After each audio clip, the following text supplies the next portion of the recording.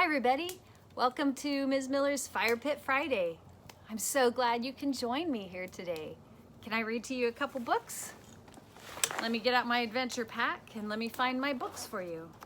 Well, this is not my book, this is my Lundberg organic rice.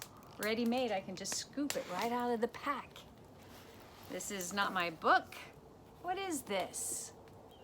It's a butternut squash. I'll have to make some soup with that. Okay, let's see what I have in this pocket. It's my little old-timer pocket knife. I like to carry that with me. You never know when you're gonna need it. Huh, I haven't seen this in a long time. This used to belong to my Uncle Tom. Do you know what this is? It's a harmonica. Let's listen to it.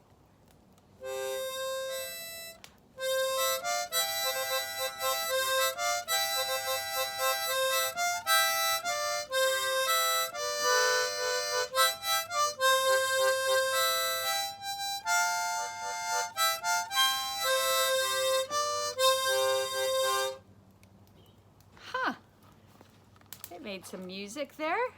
Do you ever make music with any instruments? Old harmonica of Uncle Tom's. Well, let's see. Let me see if I can find the book. Well, let me take out my binoculars. Always have binoculars with you. Of course, here's my adventure hat. Love my hat. Let's see. Oh, let me show this to you first.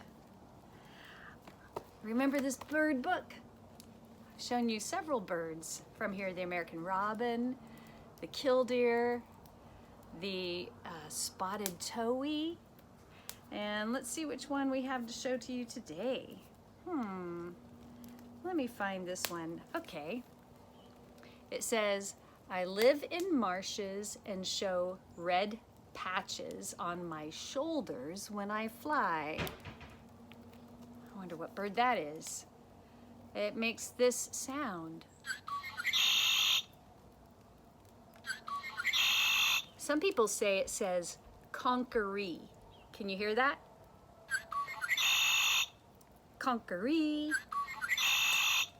Well, that's pretty neat. So what bird is this?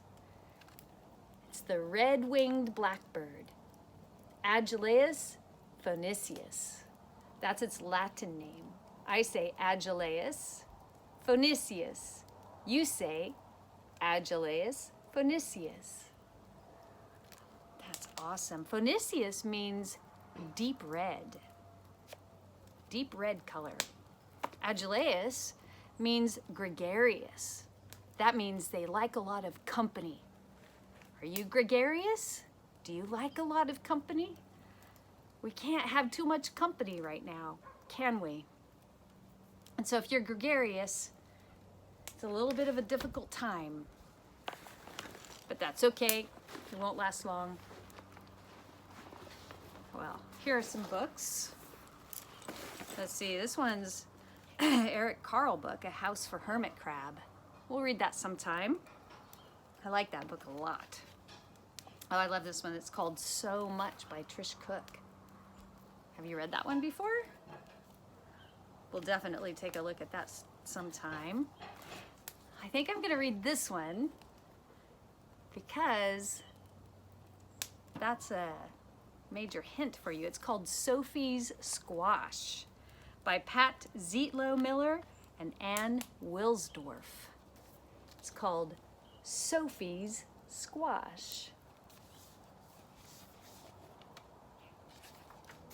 I'm very curious. Let me get my glasses for this one. Oh, that's nice. One bright fall day, Sophie chose a squash at the farmer's market. Her parents planned to serve it for supper, but Sophie had other ideas. It was just the right size to hold in her arms, just the right size to bounce on her knee, just the right size to love. I'm so glad we met, Sophie whispered. Good friends are hard to find. At home, Sophie used markers to give her squash a face.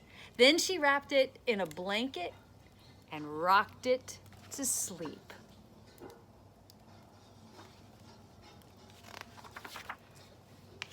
When it was time to make supper, Sophie's mother looked at the squash. She looked at Sophie. I call it Bernice, Sophie said. I'll call for a pizza, said her mother.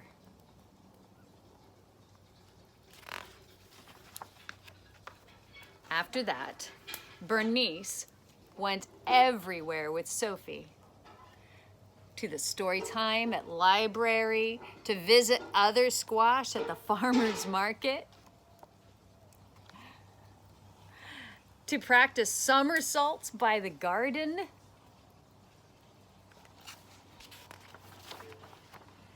every night, Sophie gave Bernice a bottle, a hug, and a kiss. Well, we did hope she'd love vegetables, Sophie's mother told her father. Shh, Sophie said. Bernice is sleeping.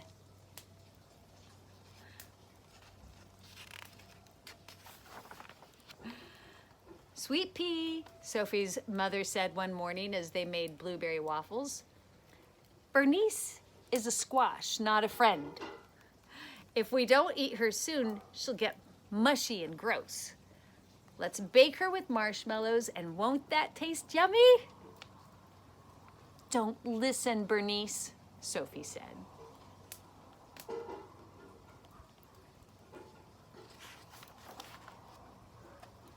That afternoon, Sophie's father took her shopping.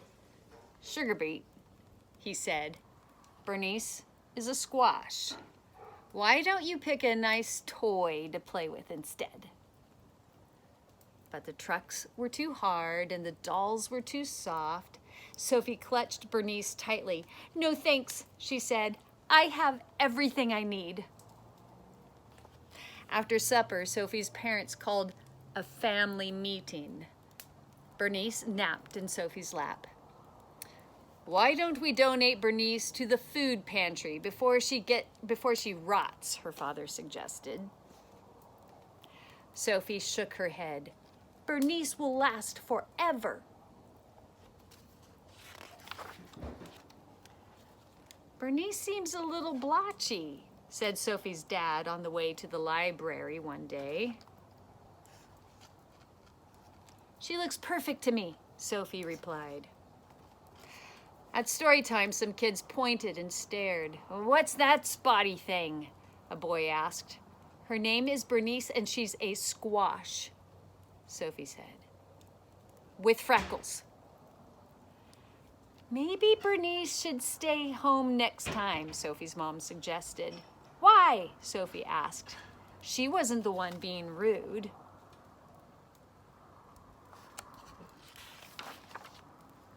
Still, as winter neared, Sophie noticed changes. Bernice seemed softer and her somersaults lacked their usual style.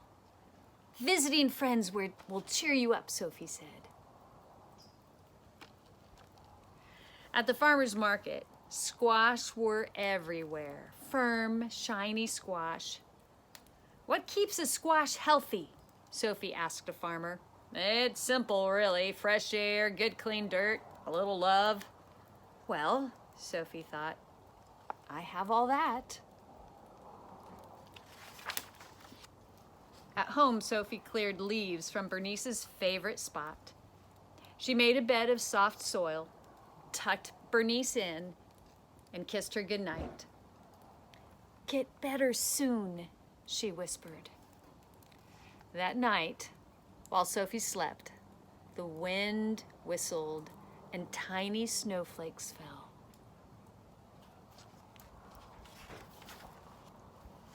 When she awoke, the world was covered with white. Do you think Bernice is cold out there? Sophie asked her mother.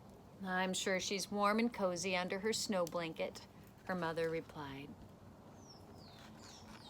Sophie gazed out the window all morning.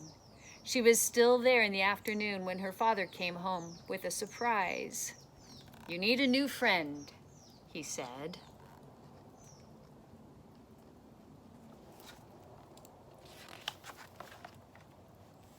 Meet Ace.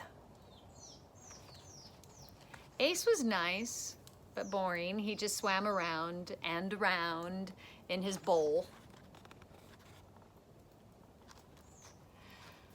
But during the long winter, Sophie discovered that Ace was a superb silent reader who did fabulous flip turns, and he always listened politely when she talked about Bernice. Bernice was great at keeping secrets.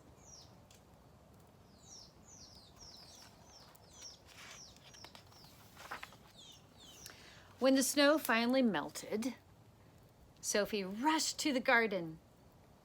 The only thing there was a small green sprout. It looked strangely familiar. "Bernice," Sophie said, "how was your winter?"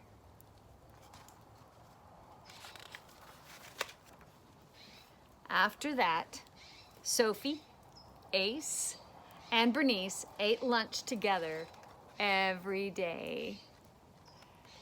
One bright summer morning, Sophie somersaulted across her yard, landed by the garden, and stared in disbelief.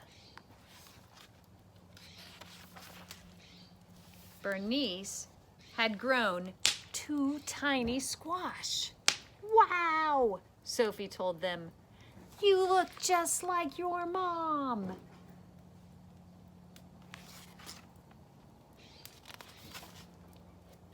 Soon, Bonnie and Baxter were just the right size for Sophie to hold in her arms and bounce on her knee. Just the right size to love. Thank you for joining me with reading Sophie's Squash on this Fire Pit Friday. Have a great weekend.